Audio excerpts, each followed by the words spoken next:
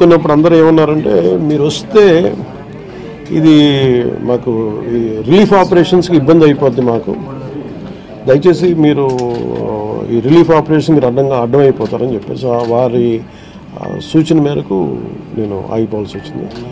ఇప్పుడు కూడా ఒకసారి వాళ్ళ నిర్ణయం తీసుకొని వాళ్ళు టేక్ ఎక్కాలి, వెళ్తే అది సహాయపడాలి. కానీ మళ్ళీ ఇంకొక కేయాటిక్ మీకు తెలుసు కదా, అందుకని దాన్ని దృష్టిలో పెట్టుకుని కొంచెం చట్టపాయిస్తున్నాను అంత విషయం లేదు. కొంచెం ఇబ్బంది లేదంటే ముందు మెయిన్ అధికారులు పాపం గత 72 గంటల నుంచి వాళ్ళు నలిగిపోతాను నిద్రాహారాలు లేకుండా. సో వాళ్ళని దృష్టిలో పెట్టుకొని మళ్ళీ నేను వెళ్ళి సహాయపడాలి, కానీ మళ్ళీ అది అదనపు బరువు అయితే మళ్ళీ రెస్క్యూ ఆపరేషన్స్ ఇబ్బంది కలగకూడదని చెప్పి నేను దాన్ని దృష్టిలో పెట్టుకొని నేను స్వయంగా నేను పర్యవేక్షిస్తున్నాను.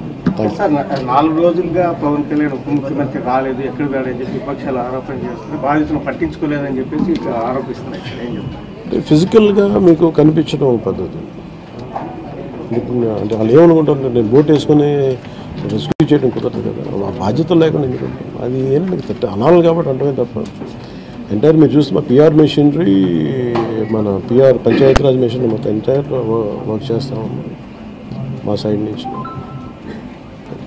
అంటే అట్లా సార్ ధైర్యం చెప్పడానికి కూడా రాలేదని చెప్పేసి వాళ్ళు ఆరోపణ చేస్తున్నారు కదా,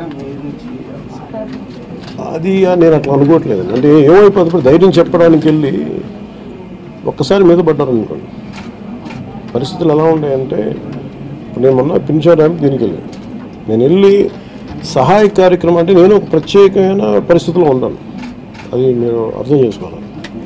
ఇప్పుడు నేను వెళ్ళి కూర్చుంటే వెళ్ళిపోదని రెస్క్యూ ఆపరేషన్స్కి ఇబ్బంది కలగకూడదన్నది ఒకటే నన్ను, ఆ సూచన ఒకటి నన్ను ఆపేదాను, అంతమించి వేరే అవ్వలేదు. Thank you.